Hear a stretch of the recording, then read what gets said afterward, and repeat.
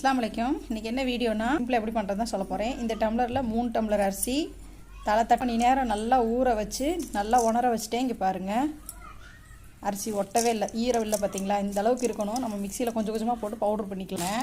இந்த மாதிரி சல்லடையில் போட்டேன். அதுக்கு 3 டம்ளர் வெல்லம் எடுத்துக்கலாம். 3 டம்ளர் வெல்லத்தை வந்து நான் சிம்மில் போட்டேங்க. அதுக்கு வந்து சும்மா ஒரு 1/4 டம்ளர் தண்ணி ஊற்றி சிம்மில் போட்டுருங்க.